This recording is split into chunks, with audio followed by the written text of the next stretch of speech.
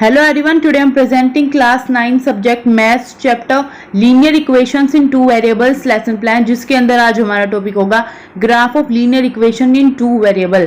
अगर आपको बच्चों को टॉपिक पढ़ाना है कि कैसे हम ग्राफ बनाते हैं लीनियर इक्वेशन का टू वेरिएबल्स में, तो उसको लेके कैसे आप एक लेसन प्लान प्रिपेयर कर सकते हैं, ये इस वीडियो के हेल्प से मैं आपको बताऊंगी। तो सबसे पहले जब भी आप लेसन प्लान बनाते हैं तो उसमें आती है ब्लैक बोर्ड एंट्रीज, या ये होती है कुछ बेसिक डिटेल्स जो आपको फिल करनी होती है। जैसे हमारी है यहाँ पे स्टेज, ये एनईपी 2020 के अकॉर्डिंग हमने लिखी है। स्टेज यानी कि कौन सी क्लास की हम बात कर रहे हैं यहाँ पे, ये सेकंड स्टेज यानी कि 9 से लेके 12 तक की हम बात करते हैं। अब ये टॉपिक हमारा 9th क्लास का है तो हमने यहाँ पे सेकंड स्टेज लिखा है। फिर आता है कॉन्सेप्ट, कौन सा चैप्टर हम पढ़ाने जा रहे हैं, तो chapter linear equations in two variables. Learning point की बात करें तो graph of linear equation in two variable के बारे में हम पढ़ेंगे, उसको लेके हम लेसन प्लान बना रहे हैं। फिर है हमारा सेशन, फिर है हमारी डेट, फिर है हमारा टाइम। सेशन ये सेकंड है, फर्स्ट में हमने लीनियर इक्वेशन के बारे में पढ़ा होगा। तो ये सब हुआ हमारी ब्लैक बोर्ड एंट्रीज। अब आगे आप लेसन प्लान बनाएंगे, आपके ऑब्जेक्टिव्स आएंगे, लेकिन साथ साथ में आप क्या है, जैसे ग्राफ आप क्लास में बना रहे हैं तो इस तरीके से आप अपने लेसन प्लान में भी ग्राफ जरूर दिखाए, लाइक दिस कि आपने कोई भी इक्वेशन ली, जैसे x + 2y = 6, ये लीनियर इक्वेशन इन टू वेरिएबल है, x और y टू वेरिएबल इसके अंदर है, तो इसका ग्राफ हमने ऐसे प्लॉट कर दिया और ये लेसन प्लान में दिखाया है प्रॉपर। तो ये आपको दिखाना चाहिए, इससे आपका लेसन प्लान प्रेजेंटेबल बनेगा। आगे बात करें तो ऑब्जेक्टिव्स की। अब आप कोई भी काम करने जाते हैं तो उसके पीछे आपके ऑब्जेक्टिव कुछ ना कुछ जरूर होते हैं। इसी तरीके से अगर आप कोई टॉपिक क्लास में पढ़ाने जा रहे हैं तो उसको लेके भी आपके कोई न कोई ऑब्जेक्टिव जरूर होंगे।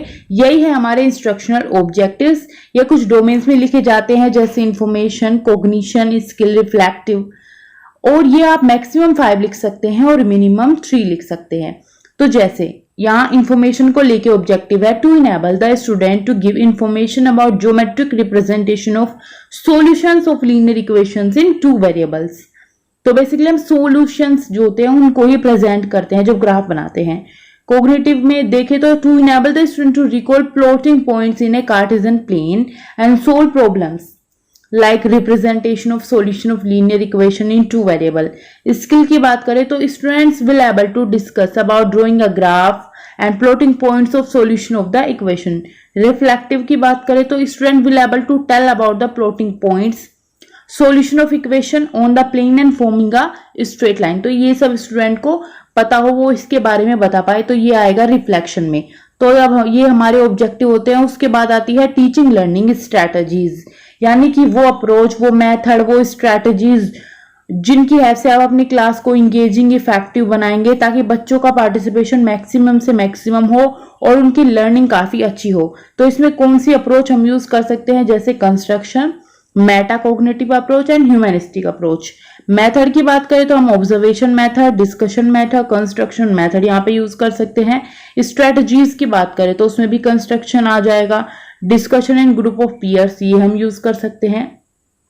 तो ये रही हमारी टीचिंग लर्निंग स्ट्रेटजीज। अब इसके बाद हमारा आता है रियल टाइम प्लान, कि जब आप क्लास के अंदर जाएंगे तो आप अपने टॉपिक को सीधा इंट्रोड्यूस नहीं करेंगे, पहले आप बच्चों से कनेक्शन बिल्ड करेंगे। उसके लिए आप छोटी सी एक्टिविटी कोई करा सकते हैं 2-4 मिनट्स की या 5 मिनट्स की, ताकि बच्चों से आपका कनेक्शन बिल्ड हो, फिर आप टॉपिक को इंट्रोड्यूस करें।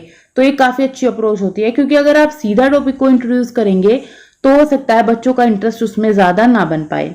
अब यहाँ पे आप क्या कर सकते हैं, तो facilitator ask student about their family, health, what's going on in their life, तो ये सब यहाँ पे आ जाएगा। After that, class will start with a small activity in which facilitator gives some riddles and students guess their answers। तो कोई riddles आपने दे दी, student answer दे दे। तो इस तरीके से जनरल हमने एक्टिविटी करा दी, ये वार्म अप एक्टिविटी हमारी हो गई।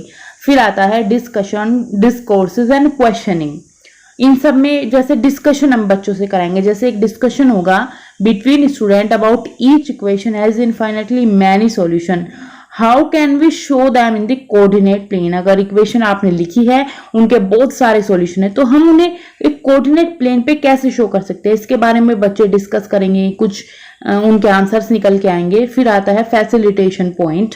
After getting different responses by the student, facilitator took an example of a equation formed by daily life situation like x + 2y = 60। कोई इक्वेशन डेली लाइफ से रिलेट करके, जैसे x या नंबर ऑफ पेन है, Y है number of notebook है, ये price है। ऐसे आप कुछ भी डेली लाइफ से रिलेट करके कोई इक्वेशन बनाएंगे। Where x is the value, अच्छा पेन की वैल्यू है, वाई की नोटबुक की वैल्यू है, ये गिवन है।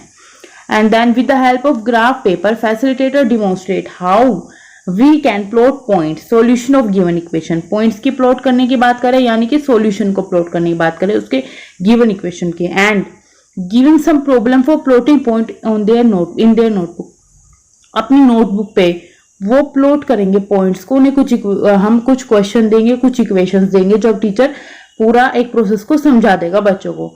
फिर आता है हमारा एक्सप्रेशंस। अब बच्चों के एक्सप्रेशन कैसे रहेंगे? Now student will able to solve problems of linear equation in 2 variables and able to represent points, यानी कि जो सॉल्यूशन है उसको रिप्रेजेंट कर पाएंगे geometrically on a graph paper. फिर आता है रिफ्लेक्शन।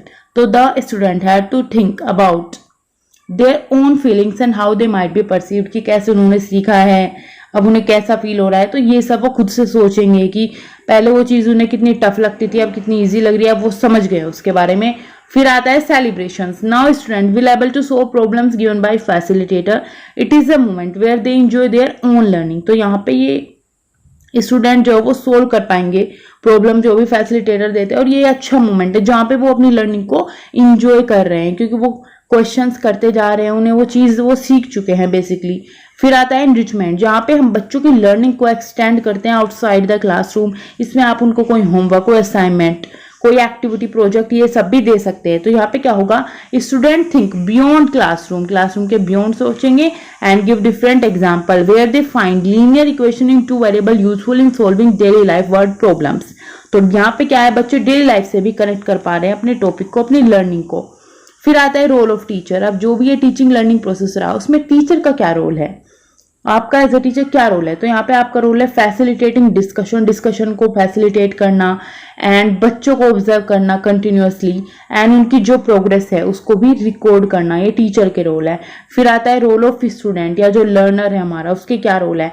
तो उसको एक्टिवली पार्टिसिपेट करना है डिस्कशन में। डिस्कशन क्या है, फ्री एंड गाइडेड होना चाहिए, कि हर एक बच्चा अपने व्यूज इजीली रख पाए, और एक गाइडेड वे में, यानी कि जिस तरीके से टीचर ने कहा है कि ये टॉपिक है तो उसी पे हमें फोकस करना है, उसके आसपास कोई अलग से कोई टॉपिक लेके नहीं आना है अपने डिस्कशन में। फिर आता है सपोर्टिंग एक्टिविटीज, यानी कौन कौन सी ऑब्जेक्ट्स, कौन से मेथड या कोई भी चीज जो हेल्पफुल रही आपके टीचिंग लर्निंग प्रोसेस में। तो हमने यहाँ पे ग्राफ का यूज किया, पेंसिल का यूज किया, स्केल का यूज किया, क्लासरूम डिस्कशंस भी हमारे लिए हेल्पफुल रहे, तो वो सब आप सपोर्टिंग एक्टिविटीज में लिख देंगे। साथ में कोई टीचिंग लर्निंग मटेरियल आपने यूज किया है, कोई मॉडल, कोई प्रोजेक्ट, वो भी आप यहाँ पे लिख सकते हैं। फिर आता है हमारा टीचर्स रिमार्क, और यहाँ पे हमारे लेसन प्लान की वीडियो कंप्लीट होती है। अगर आपको वीडियो अच्छी लगी है तो इसको लाइक करें, शेयर करें, चैनल को सब्सक्राइब करें। अगर आपको और वीडियोस देखनी है related to lesson plan, related to BEd DLEd practical file, theory, assignment, तो आप चैनल पे जाकर प्लेलिस्ट में देख सकते हैं, या फिर वीडियो के डिस्क्रिप्शन में लिंक्स है, आप वहां पे भी जाके देख सकते हैं। Thanks for watching.